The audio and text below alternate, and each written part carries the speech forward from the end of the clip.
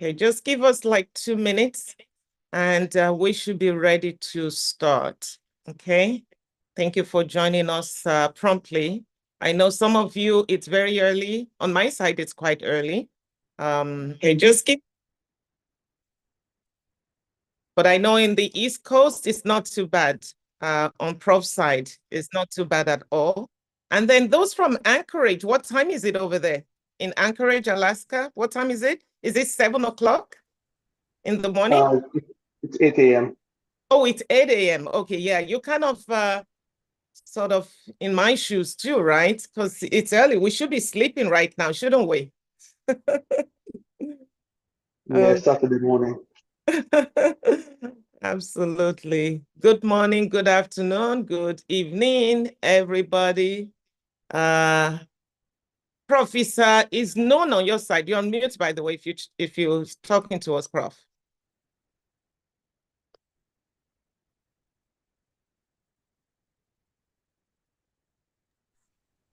Yeah, we're afternoon here. Thank you. Afternoon. Okay, so it's noon. In so we have Florida. Yeah. We have 8 a.m. in Alaska, 9 a.m. in Los Angeles, afternoon in Florida. Let's see, who else has the city called out? Those of you in Nigeria, what time is it? 5 hours. Sorry. It's 5 what o'clock. Time? 3 past 5. 5 o'clock after 5? Okay. This is totally global. Amazing. All right. I'm excited that we're all here today. And I want to make sure that our speaker, Madam Speaker, do you mind putting on your camera? In the meantime, I am just going to ask the Lord to please guide us in everything we're going to do today, so that those of you that truly need this, the Lord is going to make a way for you to receive the knowledge that you need from this. Our goal is for you to be successful as you continue to move forward and desire to achieve great things in the Lord. So please close your eyes as I open in prayer. Father, I call upon you today concerning all these wonderful people of yours all over the globe, from the east to the west, north to the south of the global and this hemisphere and the other. We pray, Most High God, that the purpose of this gathering will be to your glory and your honor in the name of Jesus. You will open their heart, you will open their mind. Father, Lord, help them so that they will ask all the right questions they need to be successful. And Father, for all the speakers and the fathers of the day and the mothers that are here encouraging them, Father, we pray that you will also meet them at their point of needs in the name of Jesus. We thank you and we bless you. In Jesus' mighty name we have prayed. Amen. Amen. Okay, so I'm going to do something. I am not going to introduce myself. I'm just going to play. I think I have a little thing about myself that I can play so you get to see it.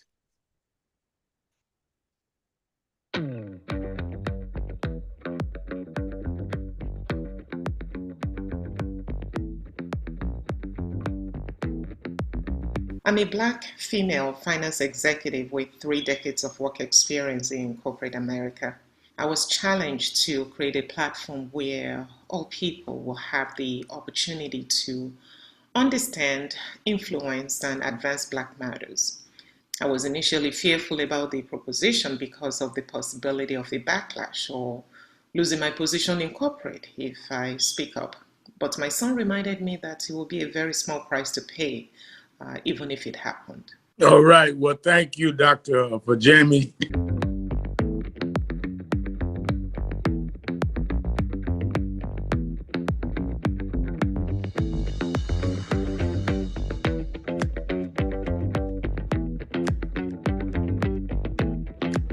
So I would ask you what advice you can give me, because I know you're well versed on the continent, is what would be my next step to learn more about doing business in Africa? You know, that's a fantastic question, but the best thing you can do is visit. Let me introduce you to Black Mystery. This is Black Groups' Dynamics and Perceptions of White People. I wrote this after the George Floyd and the January 6th storming of the Capitol events that took place in the United States. Many people are on the same page regarding mainstream perceptions of Black people. The series of events that started with the pandemic, George Floyd, global protest, police brutality, BLM, Proud Boys, and the January 6th storming of the Capitol enlightened us to view our systems differently. Black Mystery presents an opportunity behind the scenes to hear directly from the source, Black people. The question of revenge surfaced. That is, if Black people have the opportunity to take revenge for what they had experienced, would they want to? The responses were specific. They included solutions to the systemic problems faced by Blacks. Readers have confirmed that the answers to the questions we have been wrestling with lies in Black Mystery. Enjoy it.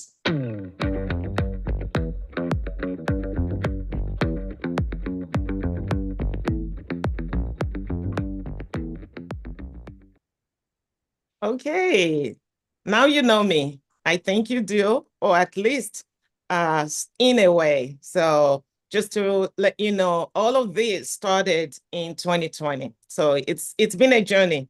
It's been a journey. And you can see me in different shapes and forms, right?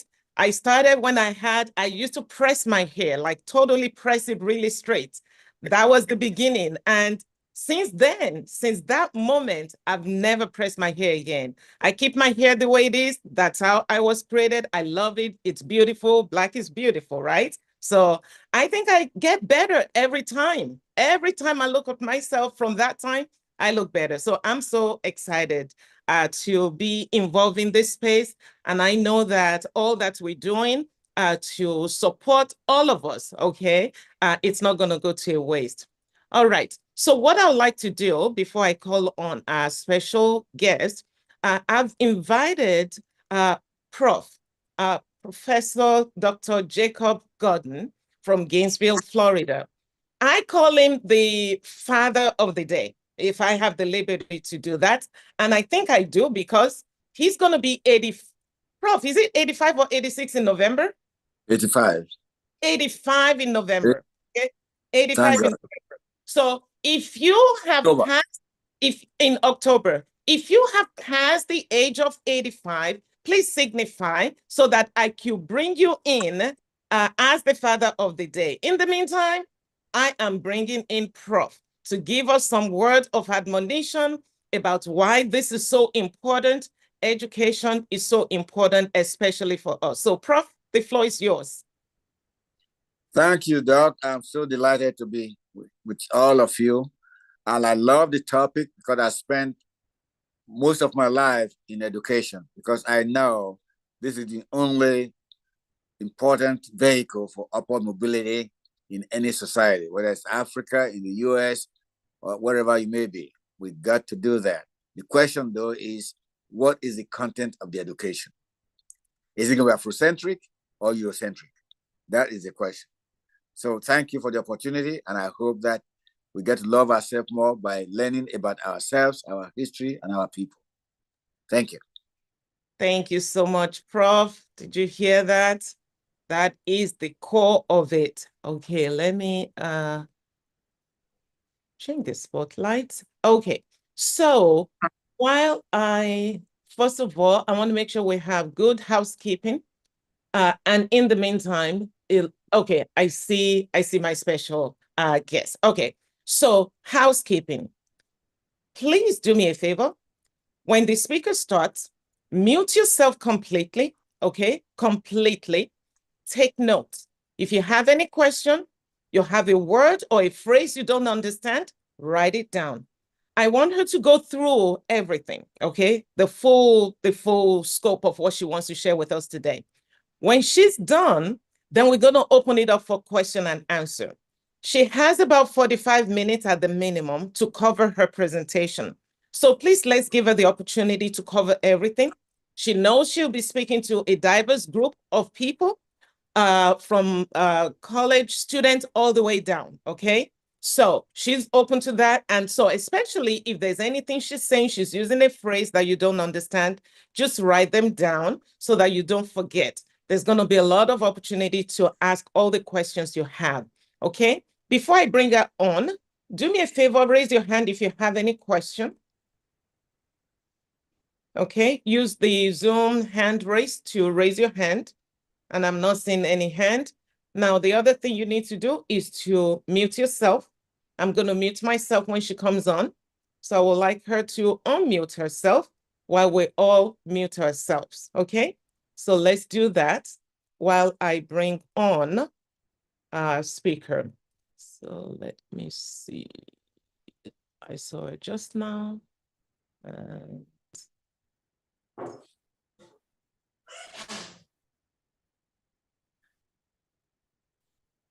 I cannot find her. Oh, here she is. Oops. Oh, there you go. All right. Oh, it's a little blurry though, so I don't know. Hopefully we'll be able to hear you clearly. Can you hear us? You should. Can you hear me? We are Good hearing. afternoon, good day, everyone. Okay, I'm going to mute it myself. So please go ahead. Do me a favor, introduce yourself quickly because I just want to use this opportunity for you only. Okay. So good day to everyone here. I am Felicia Adeshino, City University, Department of Biological Sciences. I'm an industrial microbiologist. I have a PhD in industrial microbiology and biotechnology, and I teach both undergraduate and graduate students in courses in microbiology courses, and then I also counsel. I do a lot of things that is associated with developing youth in the university and colleges. So that's basically who I am.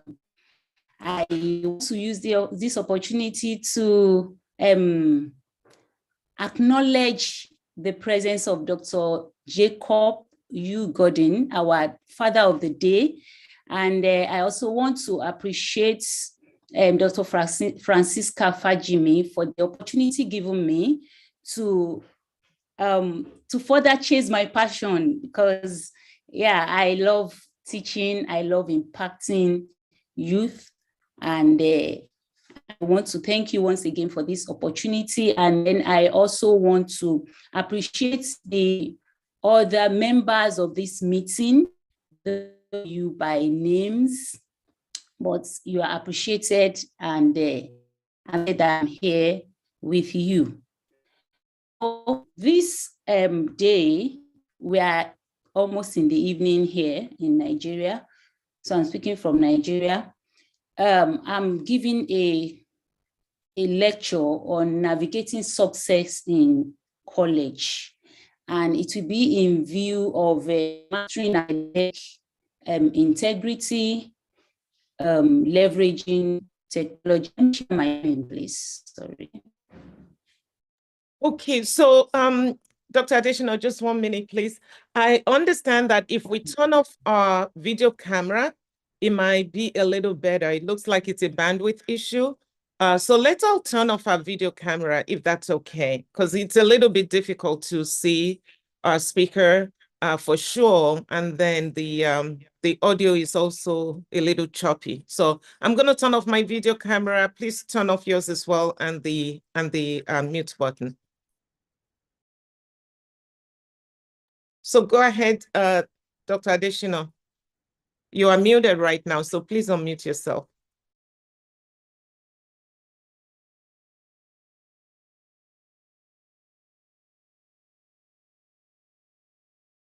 You are muted, Dr. Adeshino. Please unmute yourself. You're welcome once again. And I'm having a presentation titled Navigating Success in the College. And this is in view of practically the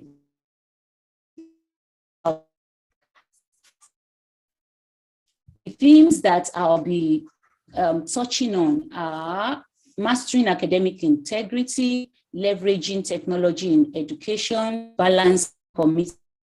Screen, please. Please, can you see my screen? We are seeing your desktop, not what you're sharing. We're seeing your full desktop. Okay.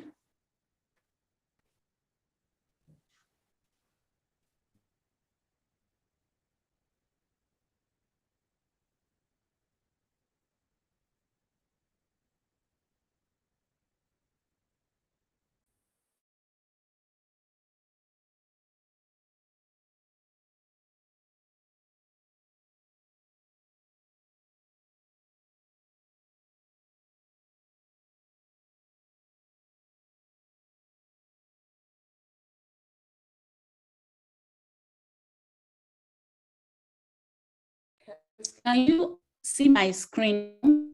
Not yet. It says double click to enter full screen mode, but we're not seeing anything. It's pitch black on my side. Is anyone able to see this, the content?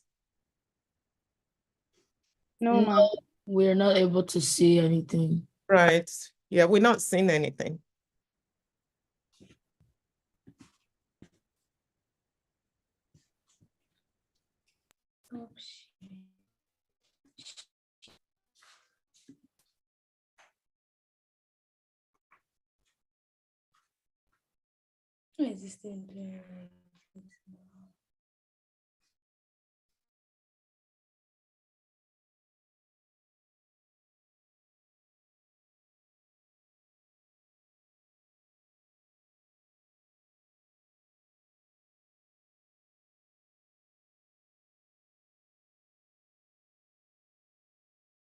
Yay, we can see it now.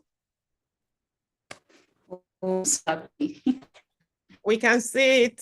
You can just unmute yourself. Okay. Okay, can you hear me now? Yes, loud and clear.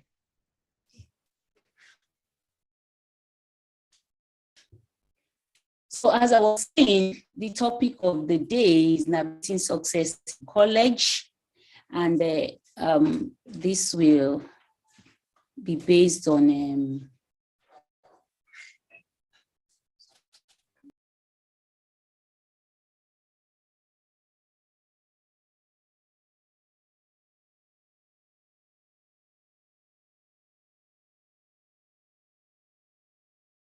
Okay, we're not hearing anything. Wow.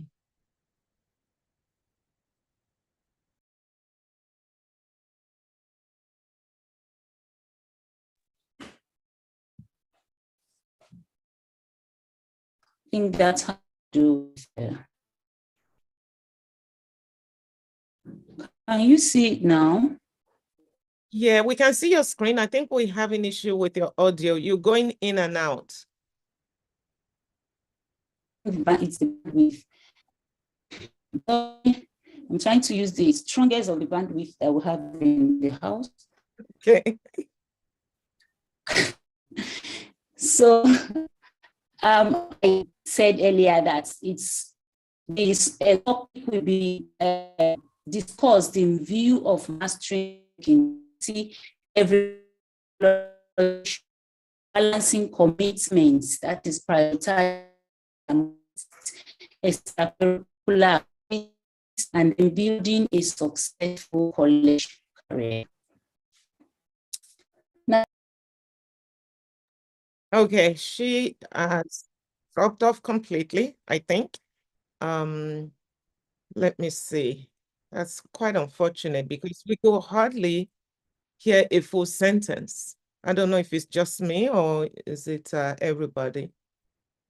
Let me see if she's there.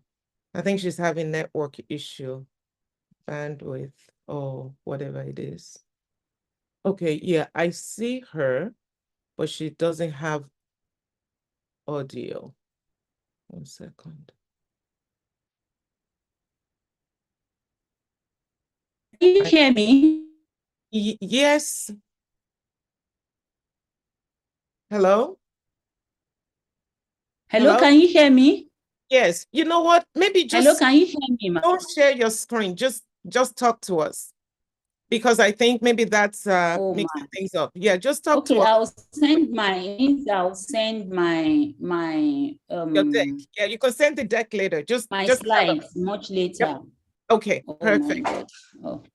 You can hear me now. You can hear Yes, me now. we're hearing you. Yes, let's make it Okay. more of a little bit of So, audio stuff. Let's go ahead. Okay.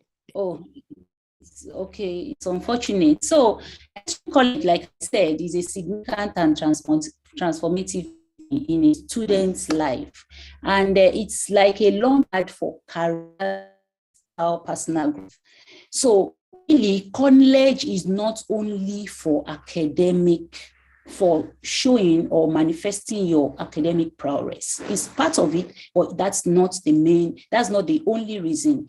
And when you get into college, navigating this new landscape could be overwhelming and daunting at times. But you see, if you have the right tools and the right tools, let me say the right tools, because even the right mindset is part tools you need. So if you have the right tools, you will easily navigate. I want to say easily. Of course, there will be challenges, but because you have the right tools, the tools will make the challenges easy to navigate, and you come out good for yourself. So you need tools. What are these tools that you need? You need tools like you need to have well-targeted strategies, and then you need to have the right preparation, and then you need to have know the correct usage of the available resources in the college and on the internet, so that you can achieve excellence in your academics and success in your college journey. Because really it is within, you cannot run away from challenges in the college. It is within these challenges that you discover your resilience and capacity for growth. Because you see, when the reason for college, most of the time you realize that most people that find themselves in the college are within, by the time you get into the college, you are within within your mid to the tail end of your teen age. And that time you have been able, at the early stage of your teen, there are so many questions on your mind that you need, so you don't have answers to. Your parents cannot give them to you. You find it, adults cannot understand your feelings, but you see, within that early period of your teen to the mid period, you would have been able to mature to some extent. Some of the things are being answered. You are no longer in that confused state that the teen age brings. So you are already in your at the tail end of your teen, and then your mind is ready to receive. You are more receptive at that point, and it is easier for you to be remolded, to have the right mindset to life. So you discover that in college, the experiences that you have there are not only to impact knowledge, academic knowledge onto you. They are to impact, to give you, they are there to actually impact academic knowledge, and to also remold you, to frame you into a person that will come out of the college and be a solution to your society. That is basically why college education is important. So in college, academic success is not all about grades. It's not all about grades. It's about fostering a love for learning. You have a love, you have this hunger to learn, the hunger to develop yourself so that you can critically think, the hunger to acquire skills, and the hunger to acquire knowledge that actually will empower you throughout your lifetime, not only when you are in college, but throughout your lifetime. So invariably what I'm trying to say is that whatever you acquire while in the college is what will help you throughout your lifetime. Actually, when you get out of the college, you will definitely learn some more lessons, but the basic lessons that you need for life are actually the lessons that you learn in college. So college is a marathon that requires dedication, resilience, smartness to emerge successful and achieve the transformation that you need at every stage of your human growth, and to become the personality that you should be for the society is actually a series of milestones.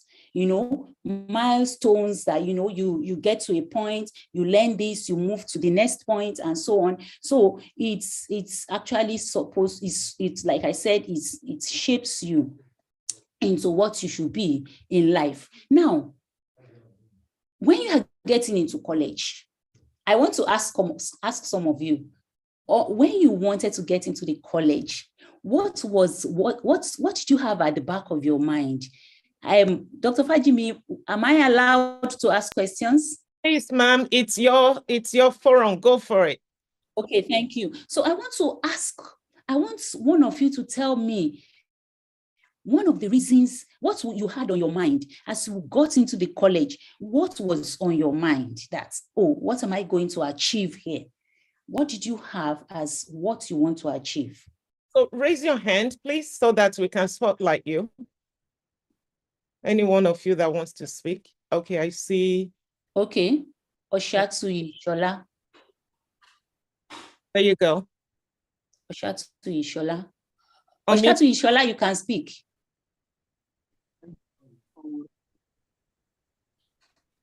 Oh, what did you have in mind? Or Basically, yourself. when I first go to college, my name is Oshatu Akinshola. I'm a student of Lee City University, Ibadan, here in Nigeria.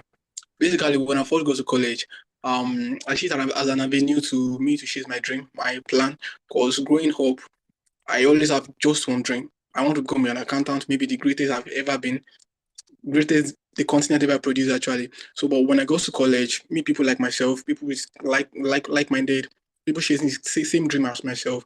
And what is your basic goal? What is your primary goal when you got into college? What did you have in mind? Your primary goal when you got into college, you got your admission letter. What was the first thing that came to your mind? Like I said, the first thing that came to mind is just, it's time to make it big. It's time to chase my dream. That's the first thing that came to mind before I meet anybody. What was that your dream? What was that your dream? What was that your dream? Becoming one of the greatest accountants ever produced. Yes, you wanted to be an accountant. So what basically, sorry, Adewumi Odunayo, you can put down your hand. Let's work with Oshatu's answer. So basically, when you got into college, you got in there that you are going to be one of the greatest accountants in the world.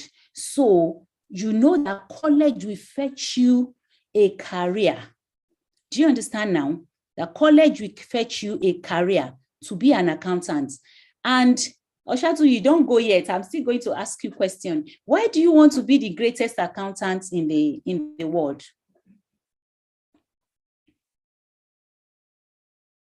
Actually, the motive behind my passion and dream was just natural. Like, I can't really trace it back to anything. I just like something that I have passion for, and I just love it. I just love solving the equation, anything involving in this. I just love it. And I'm just like, okay, I create passion for this. This is what I want to dedicate my life to. And it has been so since. Okay. Thank you very much. So you have that on your mind. But you see, an average Nigerian, when they get into college, what comes to our minds is that, I'm getting college education so that when I'm done with college, I can get a job. And it means that, okay, you can get a job to solve problems for organizations and so on. That's the basic thing on your mind. Now, there are some people that, okay, so you have getting a job as your basic reason. But you see, the reason why college education is set up is actually different from that. Do you understand now? It's a little different from that. There are regulatory bodies in nations that their main function is to regulate college education, to ensure that the reason why college education was developed, was established, is actually achieved. And the major reason why college education was established is to develop a holistic individual. Is such that any individual coming out of the college, done with college education, will be a holistic person in terms of the cognitive skill, the social well-being, the emotional well-being, and the physical well-being. So it is channeled at making you a whole person, not just making you, okay, you were given admission to study accountants. It's not just making you an accountant.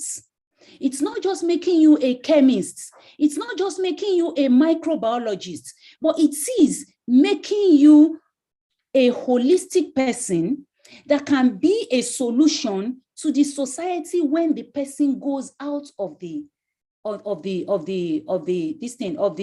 college.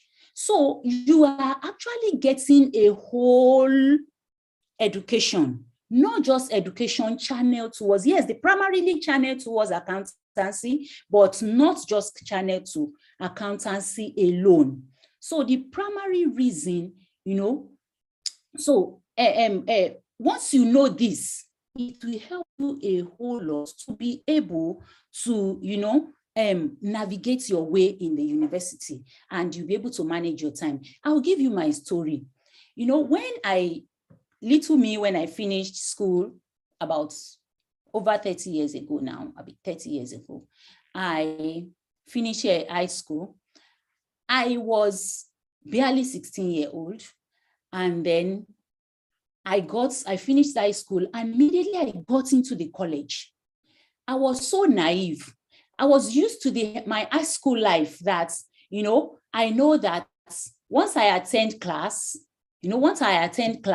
and I listen to my teacher, all I need to do is when exam is here, a few days to whatever paper I have, I pick it, I read it, it stays there, and then I drop it for the examiner, and then I get my A. Do you understand now? So I was used to that. And when I got into the university, unfortunately, I got in late. So I missed so many of my lectures in my first semester in the college. I missed so many of my lectures, but I was able to make some. I was still trying to figure out things. I missed orientation programs. I missed so many things in school then. And by the time I resumed, barely 2 months that I resumed, we started the first semester exam. I was still a confused student, and I wrote the exam. In fairness to myself, I used to visit the library. I sit in the library, all because my sitting in the library was because I was afraid that I didn't make a lot of classes. I was confused in the few classes that I went to. I didn't know what to do. And so I kept reading, but my mind was not there. The environment was not conducive for me. And by the time my first semester exam results came out, the highest mark I got was 41%. In fact, before one of my lecturers, when I went to check my results, I broke down, and the lecturer was like, "Who is this? Who brought this baby here?" And he said, "Please take her out of my office." I was crying. I broke down. I was crying. I've never scored such low mark in my life. I was confused. I said, "Is this what college life is all about? If it is, I don't want to go to college," and so on. And I was afraid to tell my parents about my results. And I cried so many times in the night, and I sleep off even in my cry. I wake up again. I became a shadow of myself. And during the holiday, first semester holiday, and then during the holiday, I was in between. Should I tell my parents? Should I?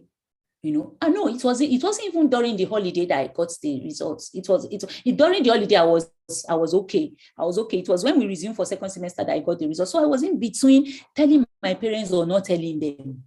But at a point, I stopped crying. And then I sat down and I told myself the truth that, Felicia, come here. What went wrong? I sat down, I picked a book, I started writing things that went wrong, things that I used to do that I didn't do at that time. So I started writing them down. I would sit down alone, look at them, figure out how can I work these things out? And then somehow I got healed of that. I got out of that. And I decided on my mind I wasn't going to tell my parents about my results. And I decided also that I wasn't going to stay down there, that I would start attending my lectures. I re-strategized again. I saw that my initial strategy was not working for me. And so I re-strategized. So what I did was that I decided that, okay, Felicia, you need to be attending lectures. 1, you must come to lecture early. You must sit in front of the lecture room so that you can hear the lecturer well. You must, as much as possible, try to write down everything that capture everything that the lecturer says. And then when you are done with that, you must look for a place to go and sit down immediately after the lecture, try to review what you have written, rephrase some of them, read them, rephrase some of them, read them, then go to the class, to the room. And then, I was doing that on a consistent basis, on a daily basis. Each lecture I have, I do the sequence of things that I just told you. And then the following day, the following week, I ensured that none of my lectures are lagging behind without me reading them. So I was reading. There are some of my lectures that I had read them about 8 times, about 10 times before I was sitting for my exam. So I wasn't afraid. I was sure that this time around, I'm just going to scatter the whole thing for them. And by second semester, when the exam came, I was happy each time I leave the exam hall. Not like the first semester. And, by the time the results came out, you can as well guess I did very well. The lowest mark I got was 69. And, I was even angry that why didn't my lecturer just add 1 and give me the A that I needed? So I was so proud of myself. And I was not proud of myself only because I was proud of myself, not only because I made high marks, but my strategy was able to work for me. And I have, yes, the old Felicia is back. So I got my confidence back. And then that was how I started going. I went on my journey in the university until I finished. In fact, when I was in my final year, my project supervisor looked at my scores, my scores, yes, from 100 level 2. And he called me and he said, Felicia, what happened in your first semester? I said, sir, I was a jambite then. I didn't understand anything. All I knew was that I go for lectures, I look at my lecturers, they say things that look like magic to me and so on. And when exam was coming, I go to the library, I sit from morning till I read for long hours without assimilating anything. And he said, okay, at least I'm happy that you learned something. So that's my story. Now, what are the lessons from my story? The lesson from my story, the number 1 lesson from my story is that college will not always be like how high school used to be. College will not always be like high school used to be. And so there is need to prepare for college education when you are getting into it. I didn't prepare. It met me, abruptly, and I couldn't manage at all. So, like I said earlier, you need preparation, you need strategy, number one lesson is that I need to prepare for college education. So, like I said, I started with the goals for college education. You need, as a person, once you get into college, to understand the reason why you are in the college. Oshatuyi told us that when he got into college, he was happy that, yes, I'm going to be one of the greatest accountants in the world. And so he knows that getting out of college is becoming an accountant. And I'm sure what will be on his mind is that, yes, once I get out, I become an accountant, I get a 9-to-5 job. Now, once you know your goal, you set your goal that, oh, I'm becoming the greatest accountant in the world if I take this college education right. The next thing you should do as a new college student is that check, find out. You are so happy, you are so lucky. During our time, we never had internet, we never had all these resources at our thing. So check on internet, what are the reasons for the establishment of universities in Nigeria? Find out that. That will give you a general perspective to why colleges were established and why the things that you stand to gain as a college student. Now, by the time you get that, you need to harmonize it with your personal goal. Oshatuyi's goal was to become an accountant, one of the best accountants. So, and I've told you the goal for setting up college. So, to bring out a holistic person who is whole in terms of emotions, in terms of cognitive skill, in terms of physical skills, and so on. That's a holistic person. Now, how do you merge this together? So what Oshatuyi should have on his mind is that is not for him to be a successful for him to be the greatest accountant in the world. It does not only require him to concentrate on accountancy. That is why you need to borrow courses from departments. That is why your department will require, your course will require you to borrow some courses, because you need those courses to navigate well by the time you get outside. And another thing, what I will advise you, Nigerian college students, is that when you get into the college, don't have 9 to 5 on your mind. Don't have it on your mind. Have the fact that you are getting into the college to be a solution to your world. When you get outside, how would you be a solution? As an accountant, what is the role of an accountant in the environment, in the community? What does he do? What does he what skills or what services does he provide?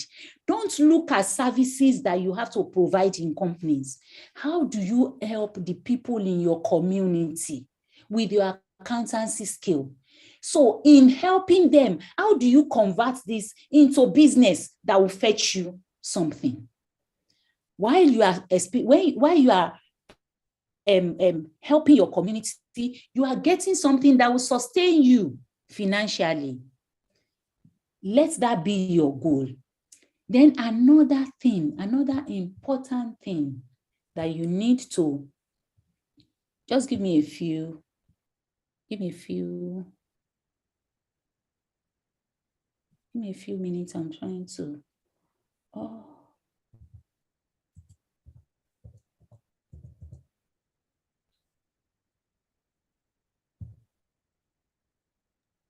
How are you guys doing? Are you connecting? Is it making sense? Are you taking notes? Yes, yes, yes. Yes, ma'am. Yes, ma'am. Awesome.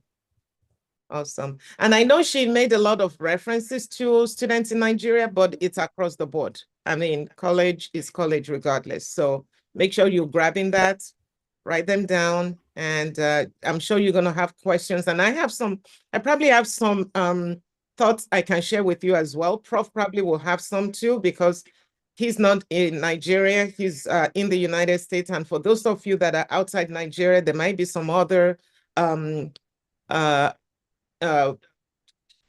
opportunity that you can explore to be successful besides Nigeria. Go ahead, ma'am.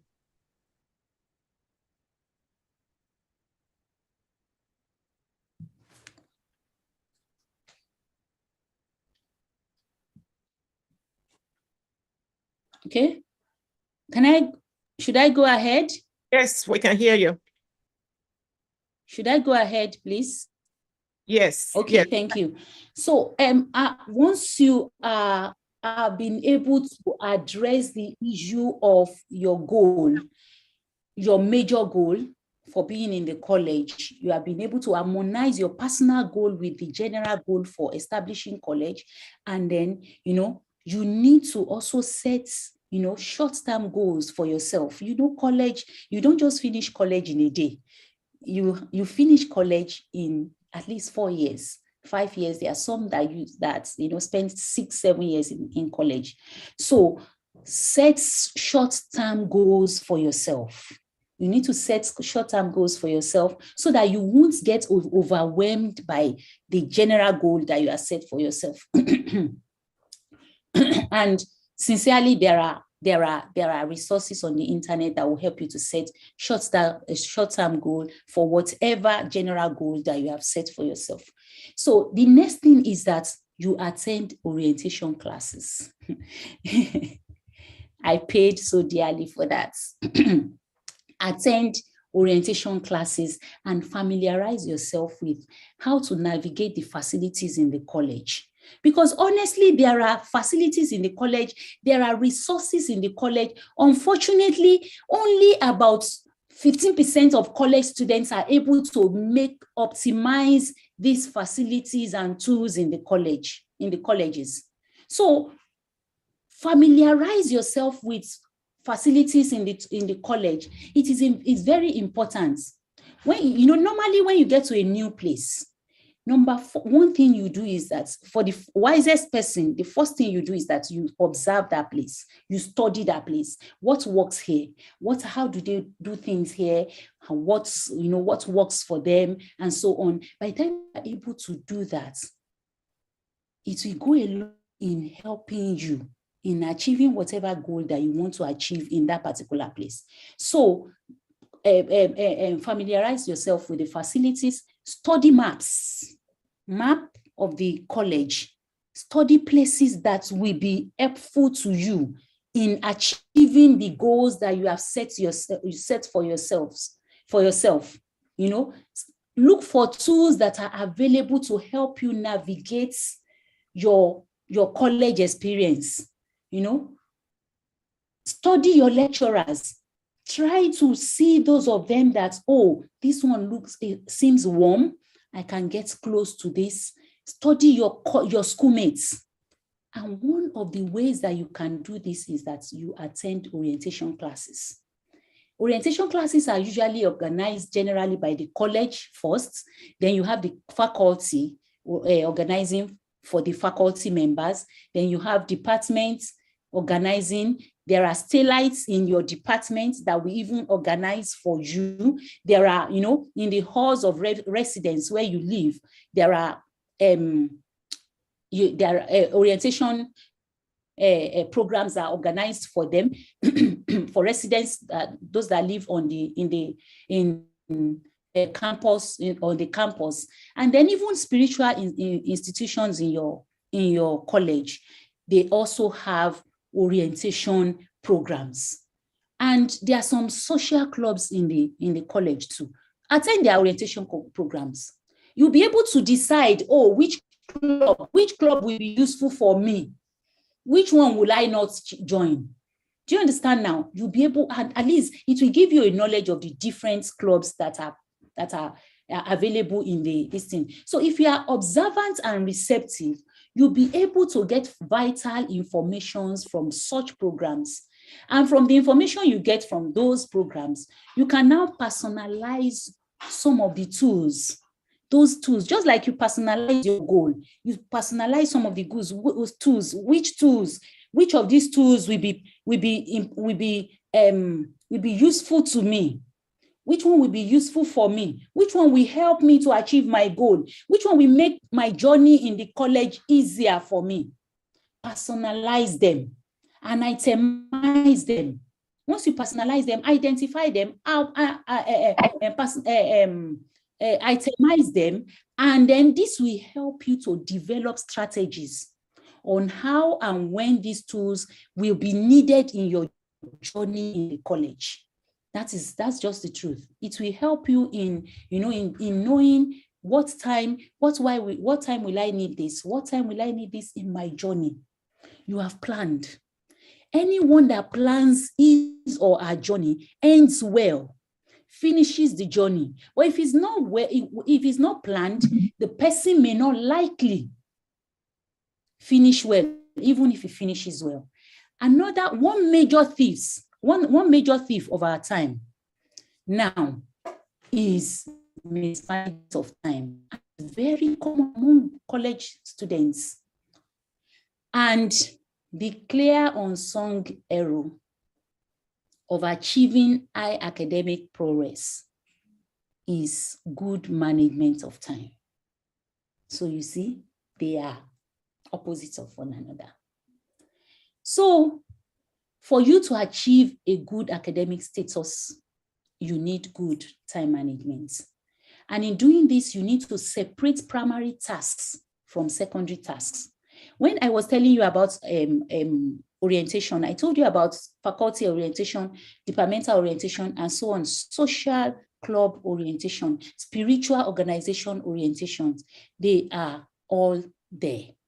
Do you understand now? But you need to separate. The primary reason, if you are in Lee City University, the primary reason why you are there is to get a degree. Oshatu is to get a degree in accountancy. That's the primary reason. There are other reasons, and you can't throw those secondary reasons away. But the primary reason should always prevail over the secondary reasons. So in setting out a good time management schedule, you have to separate your primary reasons, prioritize your primary reasons, your primary goals. Your primary reasons should be tied to your primary goals. So you should prioritize your primary goal. And, because the truth is that there are a lot of demands in college. You have to, number one that is very obvious to you people is that you want to you want to maximize the newly acquired independence that you got. That's very common among you. But you see, you also need to attend multiple lectures. You need to meet deadline for assignments submission. You need to write exams. And then you also have the social life there. So generally, there's tendency for you to want to tilt more to the social life, but always remind yourself that the primary reason why you are in that college is to acquire a degree. And for you to acquire a degree, you need to earn your game in your academics. So and then like I said, there are resources on the internet available to you people, for you to be able to manage your time. One of the resources that you can use calendars. You have calendars on your phone. You have organizers on your phone. There are even apps on organizer apps on the phone. You have Any.do, you have Evernote, you have Todoist, and then you have Trello. You have them. They are apps that can help you to organize your day, organize your week, organize your month. Other digital apps that, you can also use digital apps to prioritize your time. You can use digital app to prioritize your time by setting, when you are reading, you can put your phone. One of the main is your phone. Put your phone on airplane mode. Other digital apps that you can use that will help you are app blockers.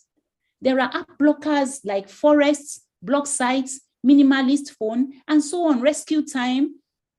They are all apps that could help you, that you can install on your phone or on your laptop to help you. So, to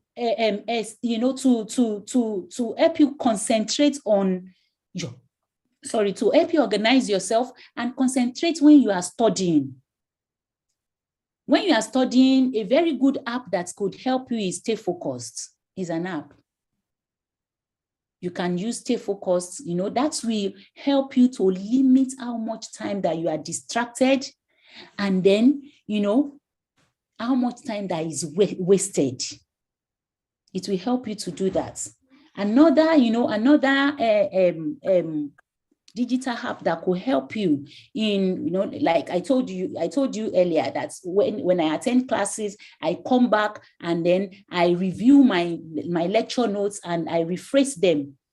There are also digital apps or tools that could help you to rephrase your lecture notes. So actually meets your own, especially in sciences. Biotechnology is part of microbiology, is part of biochemistry, is part of chemistry, is part of engineering. So if you have thought about biotechnology, you could use certain apps and certain tools. So, look at biotechnology as a microbiologist. That will help you. Honestly, you will be ahead of your mates. You'll be ahead of your mates. And then there are also text editors that you can use, like IA and Scrivener and so on. Those are text editors that you can use. And all these things help you to block out distractions, to get a better version of your notes and get a better version of yourself. So, and these apps are so good so that whatever distraction is coming will not enter until the time that you have set for it. So you have the time, to read. You have the time to read. And then you also have to think of, approaching bigger assignments that have further deadlines with a checklist. You have assignments to meet up with. There are some assignments that the lecturer will tell you that at the end of the semester, at the end of the lecture, by the time we conclude the lecture. And there are some that the lecturer will tell you that the following day you have to submit.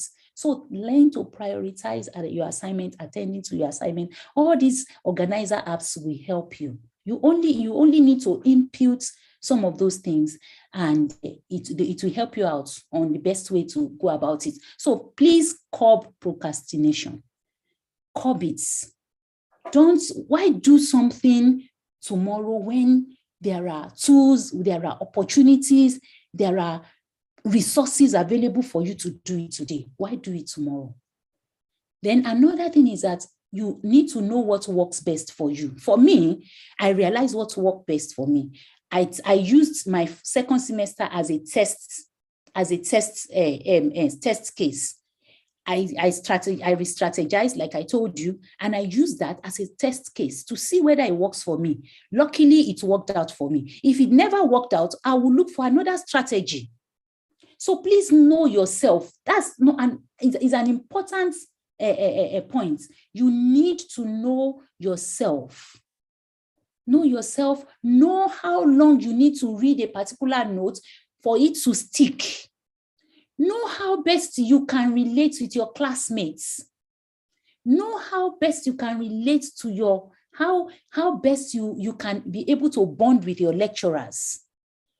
Know yourself. There are some people that the first day they are already bonding with their lecturers. The first day they are already friends to the whole class and so on. But know yourself, study yourself, and know what works for you. And then apart from that, you need to even when you attend classes, you study, and you study, don't just study, don't just keep on studying and studying and studying.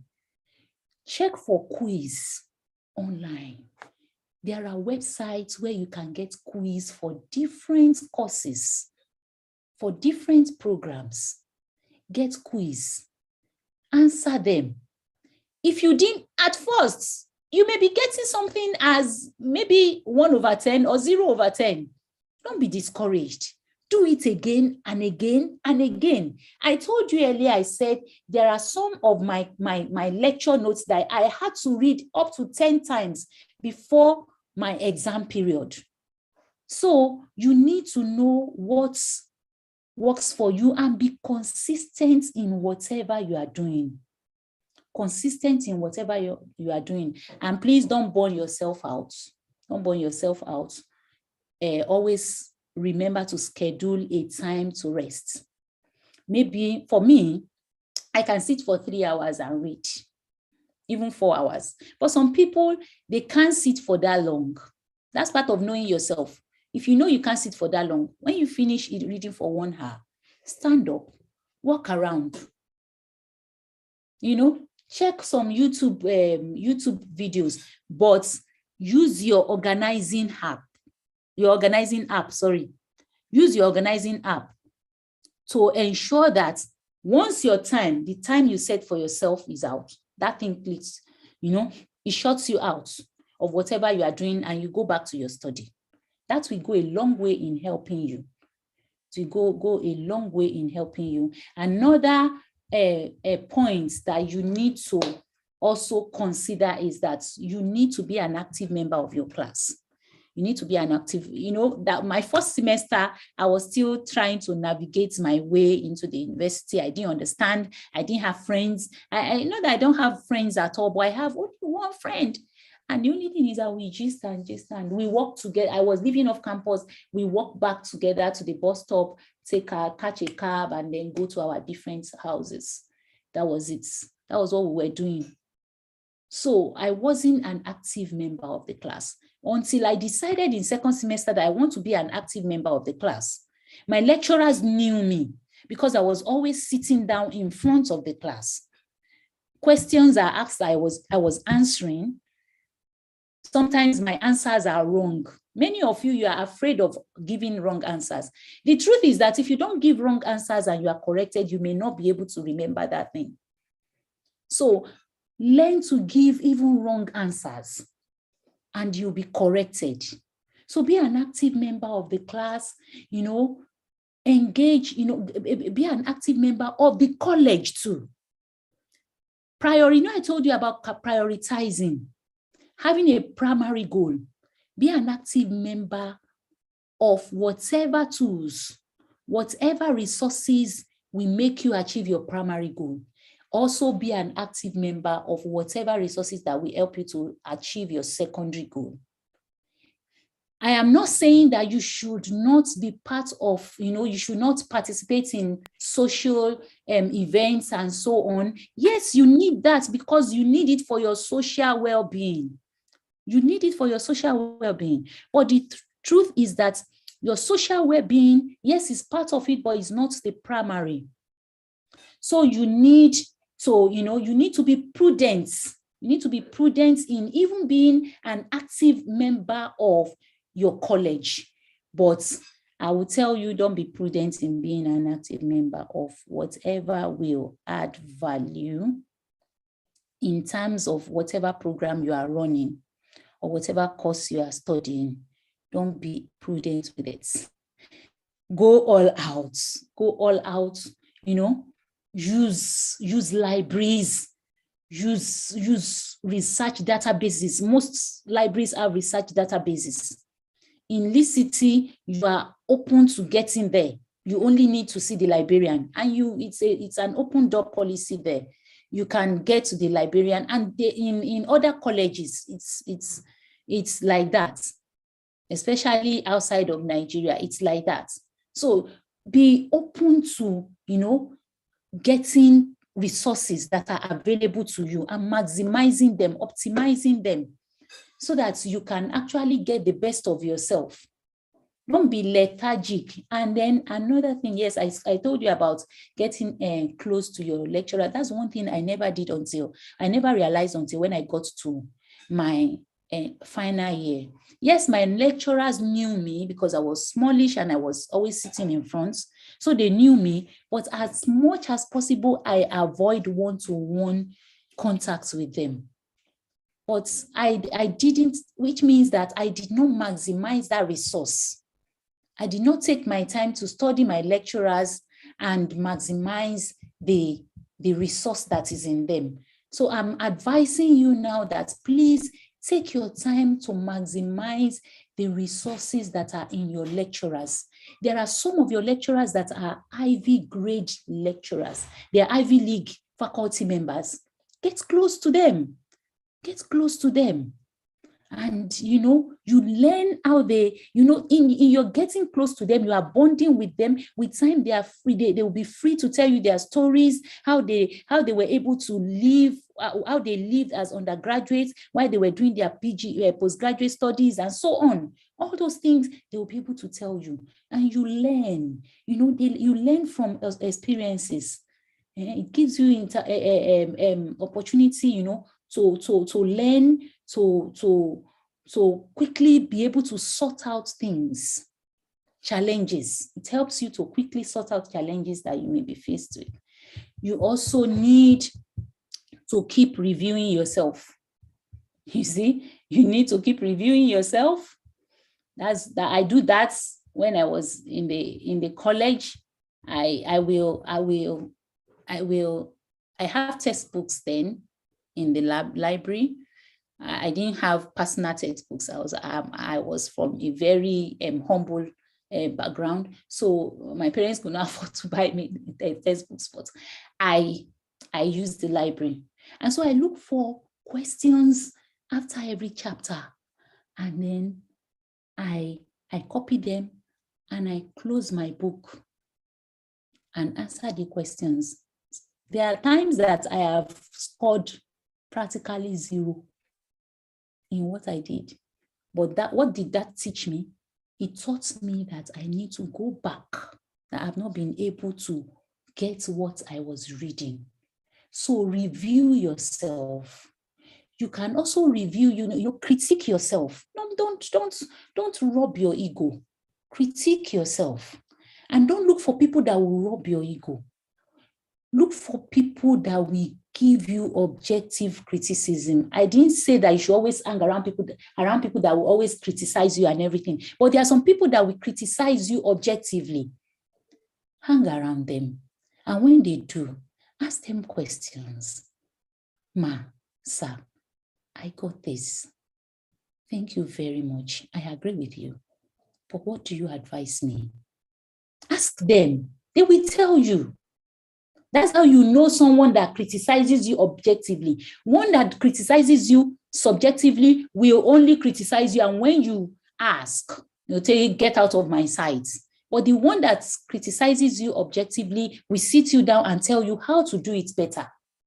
So get close, be friends with your faculty members and let them review you, reevaluate yourself, and so on. And another essential skill that you need is your ability. I've mentioned this, your ability to effectively study alone. Class group study is good. Class group discussion is good. Discussing with your lecturers is good.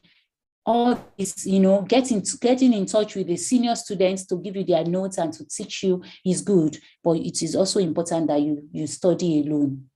You study alone, because there will come a time in life that you need to be alone. If you don't teach yourself on how to study alone, you will not be able to deal with that situation or that challenge when it comes. So how do you study alone? Like I said, you know yourself, you know what works best for you. Like for me, when I was an undergraduate, if I tell you what I used to do, it's funny. When I tell people, it's usually funny to them. Do you know that My best position for reading is to lie on bed with my book. Lie on the bed with my book, face my book and lie on the bed. And, and I don't sleep. I would not sleep. While for some of my friends, the best way for them to study alone is to go to the library. We usually in our hall of residence, we have reading rooms. Some of them we go to reading rooms. The only time you find me in the reading room is probably when I want to do group discussion, or probably I am feeling sleepy and I just don't want to be in my room. That's the only time. But most of the time I read in my room. So decide the best time, the best studying style for you, that best suits you, that will make you to retain whatever you have read. And then you also need to identify the best method of reading. My method of reading then was that when I read for like 1 hour or for 2 hours, I can read for 4 hours. And when I read for 1 hour or 2 hours, I pick my pen, close my book, and I start to, don't get me wrong, I don't cram. My children, my husband, they know me, I hate cramming. I hate it with passion. But you see, there's a way, we all have different types of brain. Different types of not different types of brain, sorry, different types of retentive method. Our brains have different types of retentive method. Now, my way of retaining whatever I have read is that once I read and I'm able to write it out, it sticks on my brain. But for you, it may be that, you need flashcards. For you, it may mean that you need to stand up and then try to reflect back. For you, it may just figure out what works best to you, what works best with you, and then that will make you more reproductive, that will give you more impact, that will have more impact on your academics, and then follow it and run with it. I forgot to mention this when I was telling you about getting close, forming bonds with your faculty, your lecturers. One thing that it does for you is that you are open to researches, especially for those of you that want to be in the development space, academic space. It opens you to researches. It opens doors for you. They will tell you about workshops. They will tell you about conferences. I have a 200 level student now that attended a conference last week in Abuja. So it opens you to conferences and workshops that will develop you holistically. So it's a good thing to get close to your lecturers. And then honestly, there are times that you will fail. I've told you a lot of times. For my first semester in the university, I failed seriously. I failed. I was ashamed of myself. I didn't sit down there. So there are some times that you will fail. When you fail, accept it that you failed, but it doesn't mean you are a failure.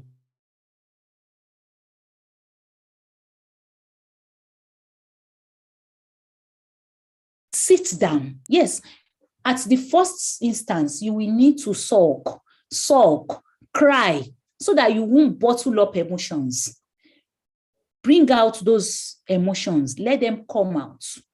And then after sometimes you feel lighter. Can you hear me, please? Yes, we can. Okay. After some time, you feel lighter, and then you now see that is the time you sit down and start looking back, reflecting back at what happened. I told you what happened. I reflected back. What are the things that I didn't do right? You start looking, what are the things that I didn't do right? What would I have done? And the truth is that no, you cannot answer all the questions yourself. That's where you will need your seniors. That's where you will need your lecturers. That's where you will need even people, because, you know, like I told you, college education is a holistic education. That's where you will need people outside of your departments, even people in the admin. Ask them, you know, tell them. If you don't want to tell, you don't have to tell the whole world about your failure story and so on. There are some failure stories that you shouldn't mind telling the whole world about it. But there are some that you really do not have to tell the whole world. If you don't know how to, if you don't really have to tell them your story, there are ways that you can, you know, map out questions that you ask people, and they will give you the right answers to your question. So when you do this, that will help you to re-strategize. And then you stand up again. I was like, in my first semester, I would say that I was on probation in college. But by the time I finished as the third best student in my department. I didn't finish with a first class, and it was because of that, my first semester result. But I finished as the third best student in my department. We were about 80 students. So I finished being proud of myself. But, you know, then my whole whatever was that I wanted to, you know, to come out, it was all about grades. But I'm telling you now, college education is not all about grades. It's not all about grades, but it is about using the opportunity that is before you to make the best version of yourself, so that you can get yourself ready for the outside world. And then don't ignore the social aspects of your college life, because, you know, I told you about, you have to also consider the your social well-being. So that is a secondary goal, but it is also important. So you need to attend mosques. If you're a Muslim, if you're a Christian, attend church. Attending church is different from acknowledging God. The first thing is acknowledging God. Attending church is different from acknowledging God. Attending church is like you are trying to belong to a community of Christians. That is different from your personal relationship with God. So please don't mix that up. So attend church, attend mosque, go for events that will not jeopardize your primary goals. Go for them, attend them. Parties that will not set you up into insecurity, go for them. Launch parties with friends that you know, not in strange locations and so on, they are not too bad. So go for such. And also, there's nothing wrong. The Bible says that physical exercise profits a little.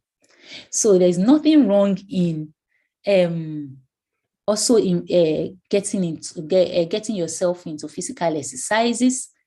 Look for any sporting activity that you love. Join them. If it's football, if it's badminton, colleges have this. You know, that's why I was talking about regulatory bodies. All these things are important to be in place, because they know that whoever it will be coming out of a college will be a holistic person. So all these things, resources that will help you to grow physically, to grow socially, to grow emotionally, and so on, all of them are in place. So don't despise that too. It's good, as old as I am, I still engage in physical exercises and so on. So it's good that you do that. And then if at any point you get overwhelmed, you can get to the clinic, your college clinic or hospital. I'm sure there are, for Felicity, we have them.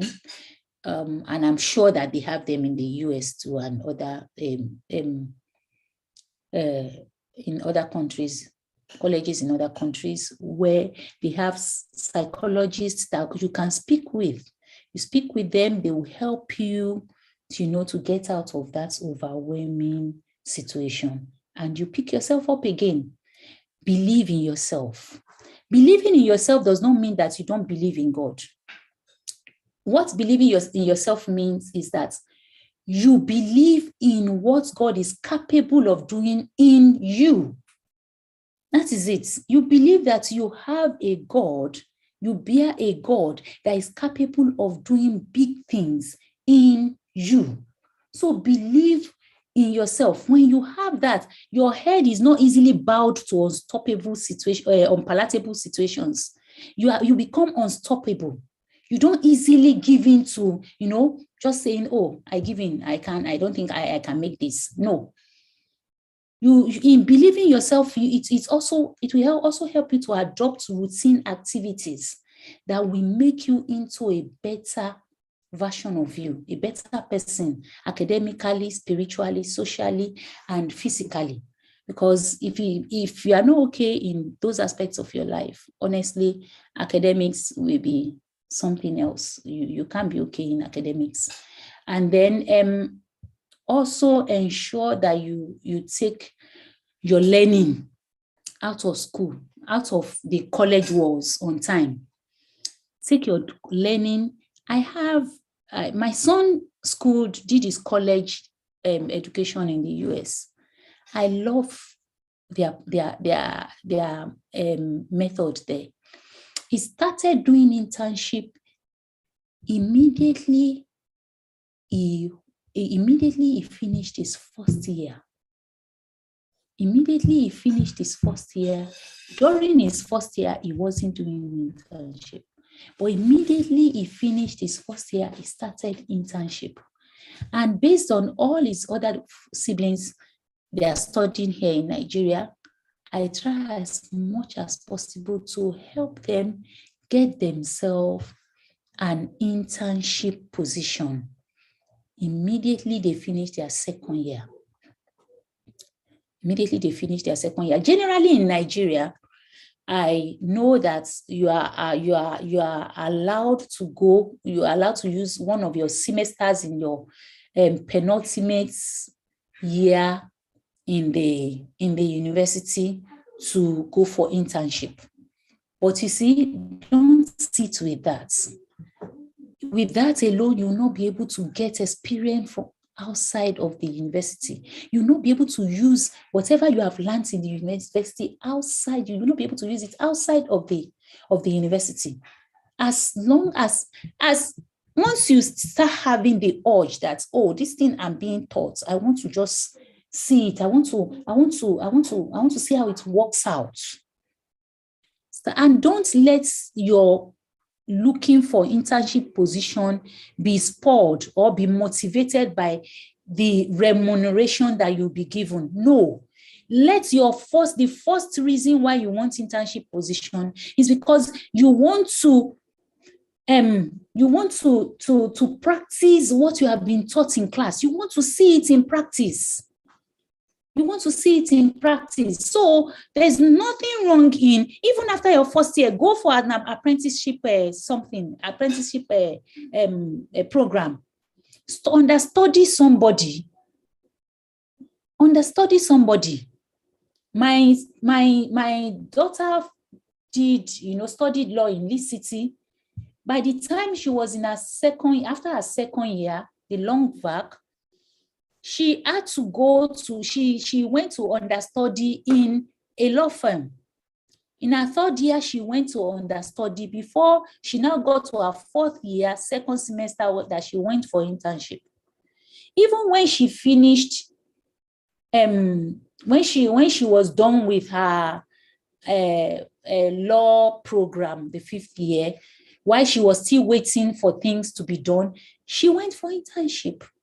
Internship works a lot. It helps you. It makes you to actually know the reality of what is on ground. The reality of what is on ground.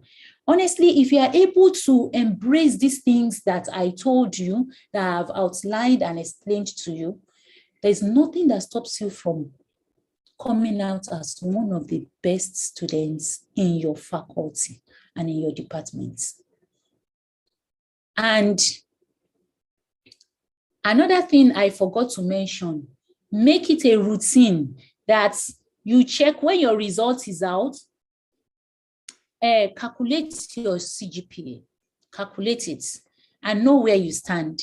One of the things that we do in Lee City is that once you get in as a student, we teach you how to calculate your CGPA. At the faculty level, we do that. Even at the departmental level, we do that. And you have level advisors. You have level advisors in school, aside your lecturers. Even your level advisors are also your lecturers. Some of your level advisors are your lecturers. Your lecturers are your level advisors. Although not all of them, be close to your level advisor so that if there's any problem, you quickly notify him or her about it. Notify him or her about it so that they can quickly, just do something about it. And please, I know this is very common among Lee City University students, but I don't think this is possible in the US because I know that there's a time that your registration will be closed.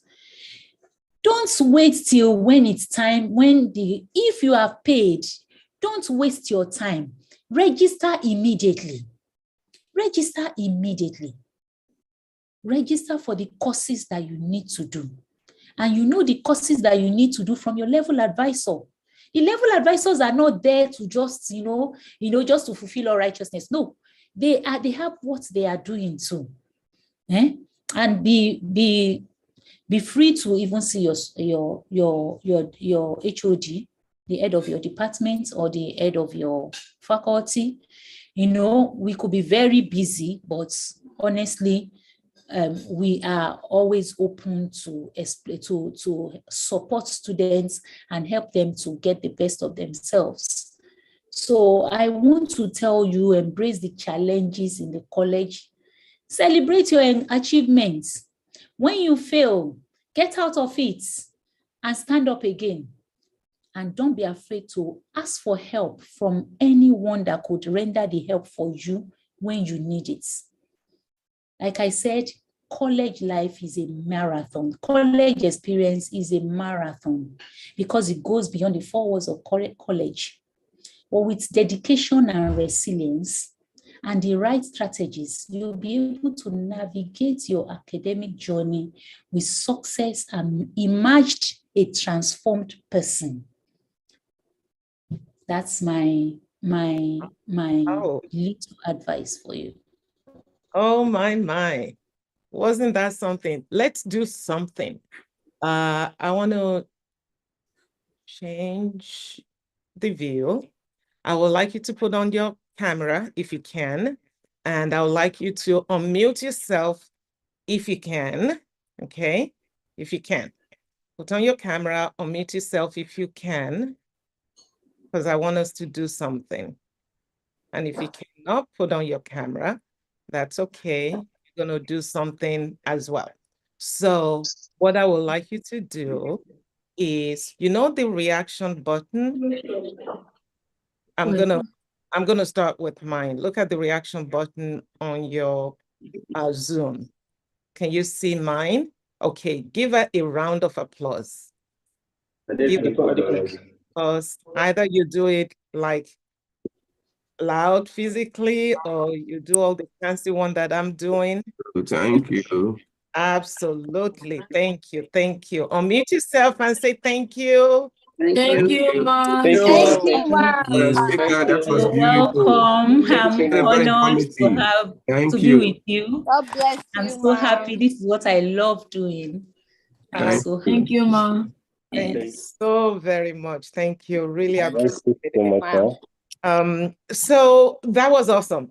And guys, I've been trying to respond to your questions in the chat because I was taking notes I was listening attentively and also taking notes. So I knew maybe we'll run out of time. I wasn't sure. So I started to try to address those questions for you. So personally, from me to you, Dr. Felicia Addition, I just want to say thank you so much. This means a great deal. The goal of Your Black Matters is to inspire the total Black race. And what we're doing here is really accomplishing that, impacting how to be successful in the college environment into our youth. So we truly, truly appreciate you and the time that you have committed to giving this to us. Now, does anyone have any other question beside what you've posted in the chat? I do have a few comments that I want to make, particularly for those that are here, those outside Nigeria, because there are a few things that is so important for you to know, regarding college. So first, any question? If you want to unmute yourself to ask, do that, or at least raise your hand. Let me see you, and then I'll give you the floor. If you have a specific question that is yet to be addressed. Okay, I see one hand. So your camera is on. I'm going to spotlight you, and then you may ask the question. Go ahead.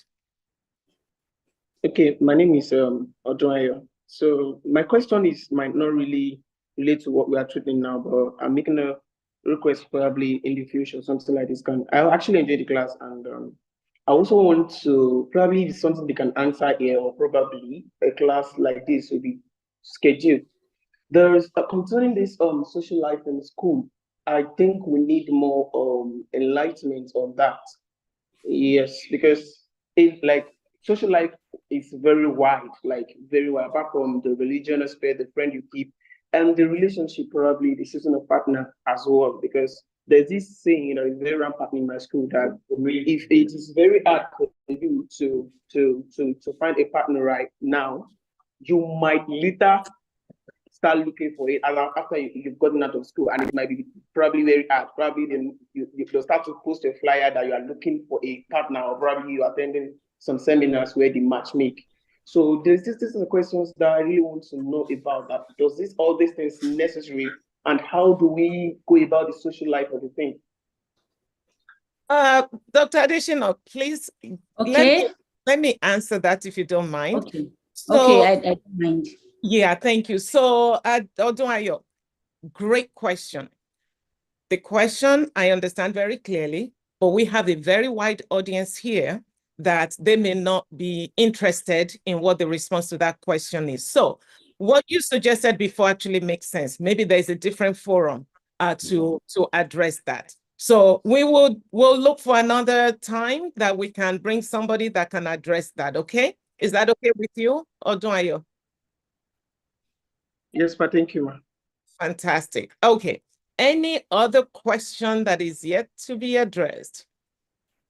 Okay, I see another hand. Okay, go ahead, Tale. Okay, so my name is Tale, and I know that this is probably not anywhere near, because when you guys started the live stream, you said that it was live and that this was recorded. So is it on YouTube? So that way maybe when I get closer to high school or college, I can rewatch it so I can understand what I need to do. Fantastic question, Tale. Yes, it's on YouTube. It's live stream on Facebook. We're gonna post the link. I'll provide the link to everybody if that works for you. And we're gonna have more. This is just the first of its kind. We're gonna have more. Do you want to, Dr. Additional, to address something specifically for you, or does that suffice? Is that sufficient? That's sufficient. Thank you, ma'am. Wonderful. Thank you, Tale, all the way from Bakersfield in California. Right. Okay, any other question? Let me see. Okay, I'm not seeing any hand. I just want to share one or two things with you, especially regarding those that are here in the United States, or at least outside of Nigeria. One of the things you need to remember when we're talking about education, I will not be honest if I don't share with you that when you are like us, You guys know what I mean. Look at me. When you're like us, okay, you know what that means. When you're like us, you have to do double, triple to get to where those that are not like us are at. You must know that. Doesn't matter whether you're in the United States, doesn't matter whether you're outside of the United States. As long as you're like us, you need to do double, triple to be able to get there.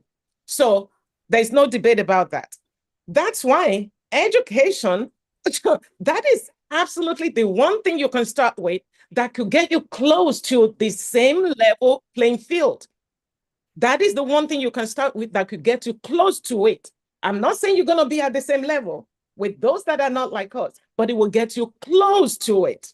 Okay, close to it. That's the key word there. So you need to remember that you do not have any choice other than to be educated if you want to get there. I know some of you will say, Mark Zuckerberg dropped out of college. Is Mark Zuckerberg like us? No, he's not. So don't use that example at all. He's not. And even if he is, it's 1 in billions. What chances do you have? So education, it is not debatable. You must get it. Now, the other thing I want you to know is that on this side, there are ways by which you can actually fast track your education. You can fast track your education. Those that are close to me, Tale, we need to discuss this at some point because you're close over here. We need to discuss this. One of the ways you can fast track your education is a parallel run of junior college. Junior college. Or if you're in high school, if you're in middle school, you can actually start taking junior college classes. Yep. My kids did exactly that. They were in middle school, they started taking college classes. By the time they finished their high school, they had 2 years to spend to get graduation. Larry, in all of you in Alaska, anyone over here in United States, you need to connect with me because you must fast track your education. How many of you want to study for life? I want to see your hands up. You love studying. You just want to keep studying and studying and studying. Let me see all your hands. You want to study forever. You just love it. See, I see Tyler wants to study forever. Larry wants to study forever. Sammy wants to study forever. Who wants to forever just be studying? You don't want to make money. Don't want to do anything. Don't want to have any business. You just want to keep studying forever. Put your hands down if you don't want that. Because I'm almost certain that that's not what you're putting your hand up for. I wanted to finish my education quickly, just be so quick, get out of it, all done, and then I want to start making money and start having fun. If you want to do exactly that, put your hands up. You want to get it out of the way very quickly, start making money, having fun, doing all the things you want to do, even what Odunayo was saying that, partner, all of those stuff, you want to be doing all that. Perfect. When you get your education, academics, all of those things quickly out of the way, it frees you up to be able to do a lot of the things you would like to do. Now, I'm not saying while you're in college, you may not want to do that, but at least, you can get to college, you get through college very quickly, so you're not just consumed by, oh my gosh, it's so hard, chemistry, art, social science, all those subjects that I can't remember the person that said that, they study, when they take the exam, they forgot about it completely. So they don't know whether they cram or what have you. That's what happened half of the time. All this stuff you learn in college, many times you don't use them when you get out of college. Many times. I started in chemical engineering. That was where I started, okay? And I know on this side of the world, okay, in the United States, your first degree is not always what you need to be able to get the job you're gonna get, with the exception of a few, maybe medicine, pharmacy, things like that. But any other subject, general subject, I know somebody that studied political science and she was hired as an accountant. Do you know why? Because they believe that if you go through the 4 walls of a college, university, you have what it takes to learn anything. You have what it takes to learn. So when you graduate with English, okay, and you get a job as an accountant, over here, they will teach you how to do it. When you get on the job, you're going to learn. So this is what you do first. This is, somebody will sit by you and they will train you. Best thing you do, write everything down. Make sure, don't memorize it, write them down. Because when it's time to do it yourself, you're just going to be going through your notes. You'll be going through your notes. You put Y, you put Z, you click enter. That was how I learned. And I mastered, what I was doing. So the bottom line, what I'm trying to tell you is that just get a degree. Just get it. Just get it. Don't stress yourself. Get out, get it done, get a good grade. Okay? Whatever you need to do to get a good grade, but don't do any unethical stuff. Yeah. Do not do anything unethical. If you copy somebody, if you plagiarize, for those of you that are not in college, basically means you copy somebody, you use their work, you did not give them credit. I copied Dr. Francesca's work. This is it. And I did not say it's Dr. Francesca's work. I just submitted it as if it's mine. Okay? Or you just copy somebody, period. And you just going as if nobody knows. Look, all these professors, they have ways of knowing these things. Yeah. They have ways of figuring these things out. They were not going to tell you how they figure them out. Ask Professor Adesina, ask Prof, Dr. Jacob. They know how they figure this thing out. So don't think you can outsmart them by copying somebody and pasting it and just delivering work that is not yours, your own real work. Nobody's going to say don't copy, but give them credit. I got it from Dr. Francesca's book. Fine, that's all they want to know. So make sure you do that if you're going to copy at all. But what I was saying before I move into that is basically that do what you need to do to get good grades. When you get good grades, your transcript looks good, your GPA says I'm 4 point whatever, or some people get 5 point something, then they know that, look, this person can do whatever work I give them to do. So you can literally apply for any job. But don't ever forget what Dr. Adesina said. She mentioned something about networking. She mentioned something about collaborating. She mentioned something about, just building relationship with your professor or who have you. Those are the ones that are going to get the door open for you when you don't have any opportunity staring at you. If you studied, I'm just using this as an example, you studied geography. You graduated, you need a job. How many jobs are out there for geography? Except for teaching. Well, when you know people, they can bring you on to do anything. They will just get you trained. End of story. Okay? So that's very important for you to embrace. One other thing I want you to know is this. While you are in college, do not take this for granted. You must diversify, learn other skills besides your core subject.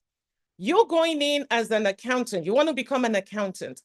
Give me a break. Every single one of you, whether you're in college, whether you're planning to get into college, whether you're not thinking about college, let me tell you what you must learn. You must learn something to do with computing. You must learn something to do with IT, not the technical side of things, but some of like the softer side of computing skills. Not just building websites, but using AI, using automation, different things like that. There's so many free courses out there. I spoke with a few students about a month ago. I said, I want to give you what is going to guarantee you six-figure salary by the time you get out of college, even before you get out of college. That's what I was just telling you. I have all the courses and many of them are free that you can take. And by the time you graduate, you might even already be making a lot of money before you graduate. But what's important for me though, is not just making that money, it is having the marketable skills by the time you finish college. If you go into college to do geography, that is not that highly marketable, I'm sorry to say. It may be a very hard subject, but it's not that marketable, not that transferable. I mean, do you go into a business and say, I studied geography, let me show you, all this thing. I can't even remember what I studied in geography, okay?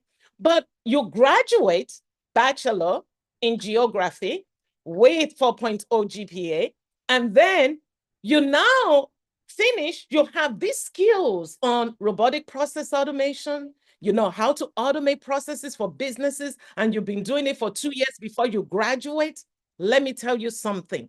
You cannot go wrong. Everybody will want you because you already have 2 years experience before you graduate. Your degree does not count anymore. It is that experience that counts for you. Do you understand me, guys? So this is so important. Don't get, and one thing is very clear. Your professor knows that it is a lie when you say, oh, you don't have time because you're studying. They know they don't occupy you for 24 hours a day. It's just because you're not prioritizing, as she's already told us, you're not prioritizing, you're not setting the goals right. That's why you don't have the time to do what is so critical for you. So make sure you keep that in mind. You have to prepare yourself. You know, all the things that we've learned today, and a few of the things I've added for you, is what is going to set you up to be successful as a college student and even to graduate, okay? As a college student and even to graduate. That's what will set you up. So I'm going to stop right there.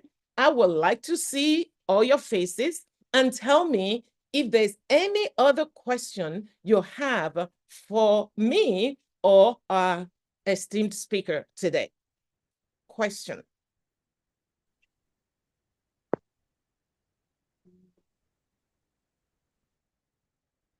You can just unmute yourself if you have any question. Okay, I have a question, ma'am. Okay. Okay, thank you very much for this medium. My question is very short and sweet. My question is on time management. Speaking for myself, yes, I been learning a lot on data analysis and data science. Okay, data analysis and data science. But time management is just very not too smooth for me because I have some other things I'm planning to do as well. So maximizing my 24 hours sometimes can be very stressful and not a good thing. So I don't know if there's a plan for managing time, if there's anything like that. I just need to know. Okay, Dr. Adeshina, the question is on time management. On time management. Okay, when I was speaking on time management, I told you that there are apps that you can install on your laptop or on your phone. I mentioned some of them that you can install, and then you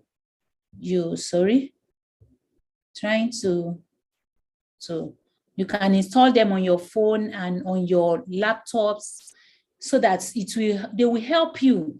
You know, actually what this apps does is that you need to input some information on it, give specific date and timing, and then, you know, just input those things, and then it will organize it for you on how you can, you know, navigate maximizing the 24 hours that you have in a day. That's what they do. Some of them, like the ones that I said, would help you to concentrate and not to, you know, to reduce distraction. What you do there is that you input that it blocks some, or there are some of them that all you need to do is you type that, oh, you are studying now and that you don't want to be disturbed. So those possible apps, especially apps that we bring in messages and pop-ups, will be blocked. So there's nothing to distract you. You are concentrating on whatever you are reading. You can also get in touch with me so that I gave you some of the apps.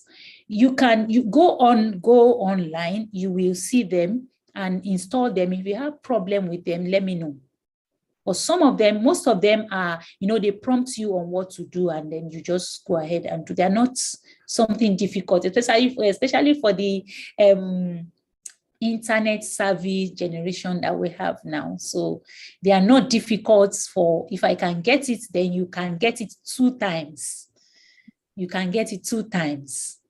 And then I wanted to add something that, yes, you can also, aside what your lecturers teach you in class, if you want to know more, there are websites that you can go.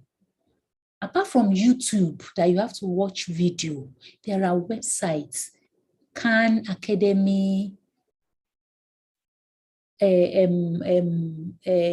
you answers, you questions, and so on. You know, those websites are websites that you can type in whatever information that you need, and they will bring in even, you know, you have all the resources that you can ever want to have, because you have, you know, you can even, I tell you what is written in the Bible, that I have wisdom even more than my teachers. It's possible with your generation. You can have wisdom more than your lecturers, because you are savvy with all these IT things. Make the best use of them. It's not just chatting and, you know, taking pictures and so on. Make the best use of this IT programs and resources that are available, and you will get the. Then another thing I wanted to mention was merging your passion and your career. I'll use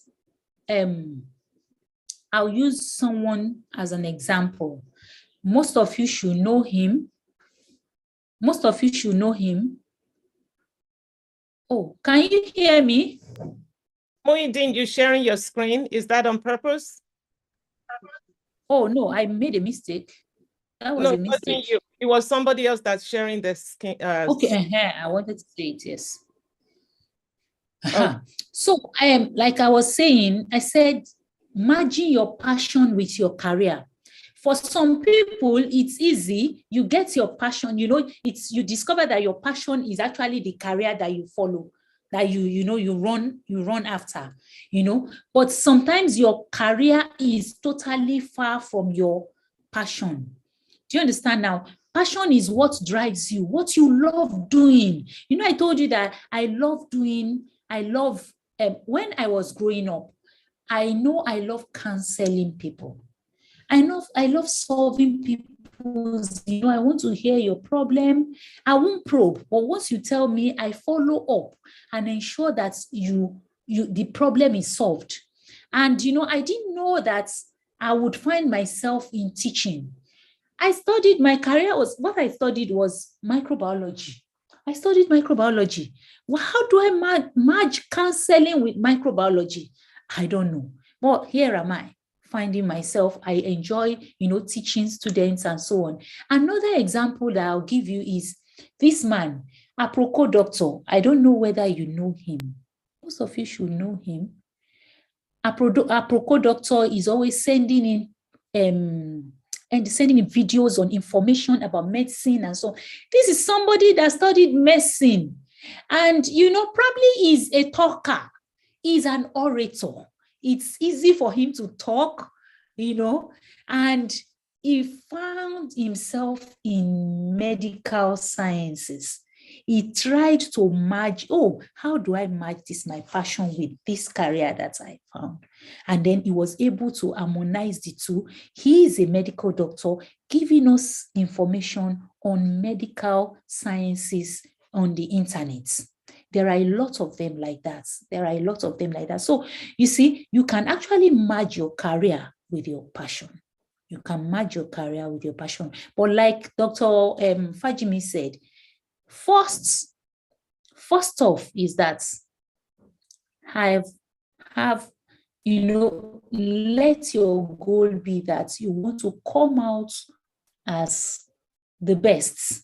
Even if my goal was that I wanted to graduate as the best in my department. Yeah, eventually I ended up being the third best student. So let your goal be that I want to be the best, even in my faculty. It may end up being you being the best in your department. And really, who knows, you can be the best in your faculty or the best in the whole university. And you see, if you have embraced the holistic and learning that we're talking about, you are not just only academically vast, academically savvy, you are also good and other things. Just like Dr. Fajimi said, it will be easy for you to grab, to be able to imbibe new things into you and critically analyze, reason out things. Do you understand now? So you'll be a hot cake outside there. All right. I love it. Thank you very much. I know we are totally out of time, but I just want to say I truly appreciate your time today, Dr. Adesina. That's just a lot that you have impacted on all these wonderful people here and many more that will be listening, because it's live streamed on Facebook and YouTube as well. And we will be disseminating this. I know we had the little hiccup at the beginning, but somehow it worked out. So I am so grateful for that. Now, you mentioned that some people, they can connect with you. Is there a means or by which anyone can reach out to you? Do you want to put your contact in the chat so that they can copy it? And if they want to, if they have follow-up questions, I mean, this is being live streamed. So if you don't want it to the world, then maybe you can just send it to me and I'll share it with the participants. But okay. So I'll send it to you. I'll send my number and my email address to you. Okay, perfect. And I'll get it to the participants. I just don't want to post it out there because, you know, all these hackers and different things going on. Yes. I want to be careful, right? So anyway, thank you so very much. I want to appreciate everyone. And just to see, does anyone have any comments before we wrap up? I would like to wrap up in about 5 minutes or so. Does anybody have any comments? Okay. Okay, I see somebody's hand is up. Adewumi. Yes, please go ahead. Okay, I want to first of all say a very big thank you, Ma, for organizing something like this. I want to appreciate Dr. Adesina. I really enjoy your counseling and your guide. I really appreciate that. Thank you so much, Ma. Okay, one thing I want to comment is what my mentor usually told me. She said, whatever degree I am pursuing now doesn't necessarily mean what I'm going to use to finance my life in the nearest future, that I can actually work anywhere with a degree. Probably you are studying or performing arts doesn't mean you will become an actor. You can actually work in a bank even as a performing arts student. It is just that you need to try to multitask and acquire skills while in school, acquire different kind of skills while in school. So I want every one of us to have this in mind, that whatever we are studying right now does not necessarily mean that that's what we are going to use in the near future. And we can actually adapt to any kinds of task out there. Thank you. Fantastic. Beautiful. All right. Yeah, if there's no other one, I just want to say thank you to everyone. And I just want to bless the Lord for giving us this opportunity to come together. And I pray that the Lord will bless you mightily. You guys will be greater and mightier than us. You will do exploit. Wherever you find yourself, you will bloom wherever you are, in the name of Jesus. God bless you all. Thank you once again and have a wonderful rest of your day. Bye-bye. Okay, Ma. Bye-bye. Thank you, Ma. Thank you, Ma. Yeah.